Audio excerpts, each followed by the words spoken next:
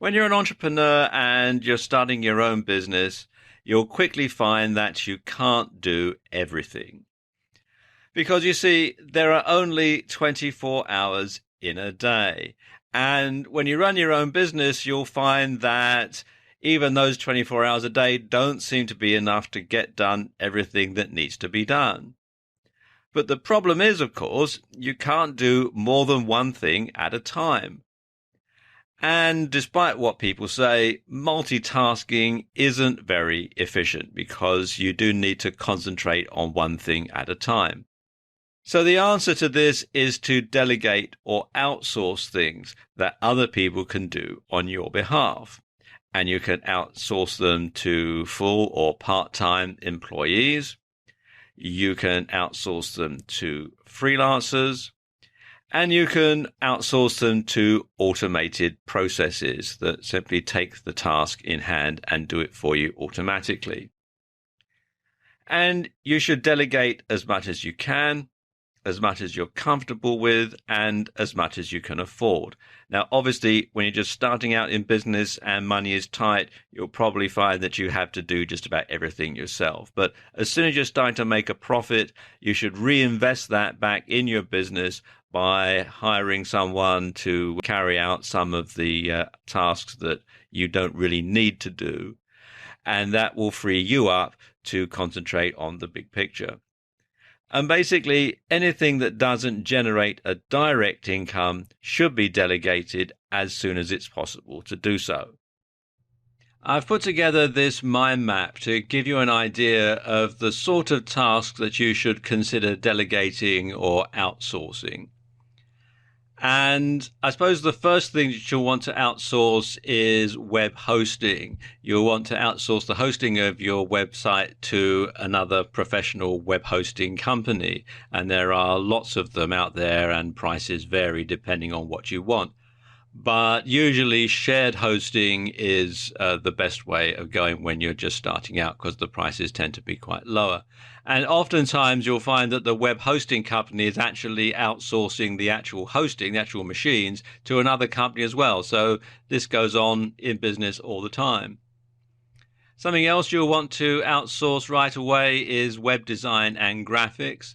Unless you are a website designer, unless you've had some sort of training in graphic design, it's a good idea to outsource this, because if your website looks amateurish, then that's going to reflect badly on your business. So hiring a web designer, hiring a professional graphics artist to create the artwork for your website is money well spent.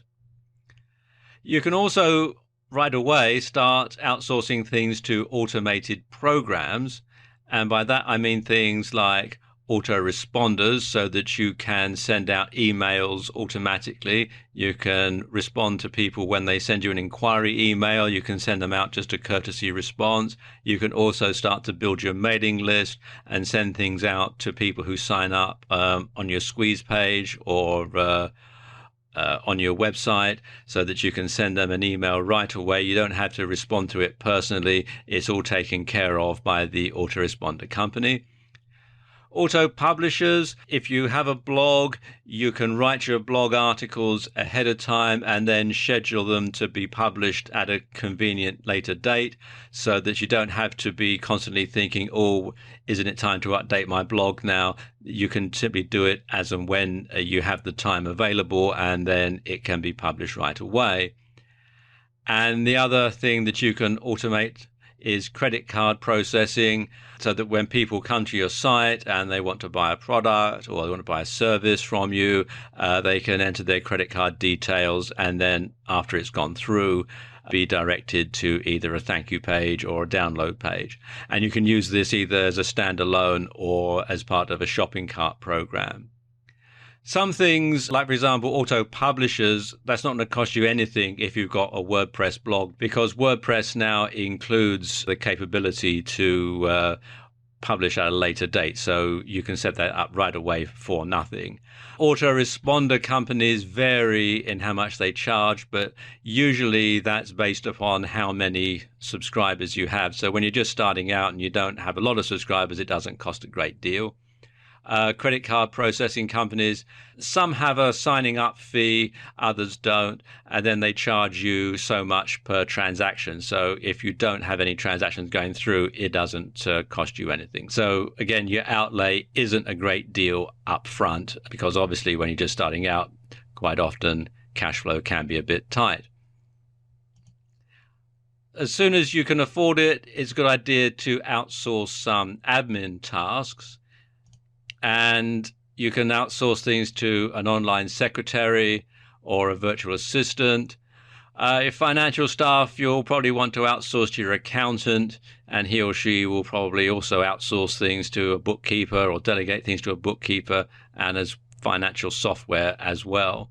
Your virtual assistant can do all sorts of things for you, and you can hire him or her by the day, by the hour, or however often it's, however it's the most convenient for you. And you can have them do things like correspondence, setting up your social media. If you find that you're spending a lot of time updating Twitter or Facebook, then you might want to hire someone to do that for you, that sort of thing. Unless you're actually in the marketing business, it's a good idea to outsource your marketing to a marketing consultancy or a marketing agency, because they will have the skills to make sure that your business is marketed in the best possible way. And they'll do things like writing blog content and articles which can attract visitors to your website and maximize your SEO or search engine optimization. And then also handle things like paid advertising, things like Google AdWords and Facebook ads are the most popular online advertising. But of course, obviously, if you're in the marketing business, then you wouldn't want to outsource this. But if you're running any other type of online business, then it's a good idea to have a marketing person on your side as soon as you can afford it. Something else to outsource is product development. And that means things like coding or writing, so that you don't have to spend the time working on the ebook. You don't have to spend the time coding the app, or even you don't have to take the time making the video. If you're making a video product, you can outsource that to a video production company. And again, what you can do is simply brief them and tell them what you want. And because they're a professional outfit, you're a professional writer, professional coder, professional video producer, they'll know what you want and they'll be able to get on with it while you concentrate on building your business in other areas. Early on, you'll probably want to use private label right material or PLR material in addition or instead of developing your own product. And you can use these as a source of additional income on top of your product that you sell. You can use them to attract new customers. So, for example, you could give away a PLR ebook to people who sign up for your mailing list. And you can use it to keep old customers around, because you can add it to the things that you sell. And you can create these things very quickly. You can buy them, relabel them, send them out, and always have a new product, even while your next real product is still in development. If you're looking to hire temporary or freelance staff, then a good site to look on is Upwork, which you can find here at upwork.com. And you can find freelancers, it says, to tackle any job, any size, any time. And what happens is people will then bid to work on your project.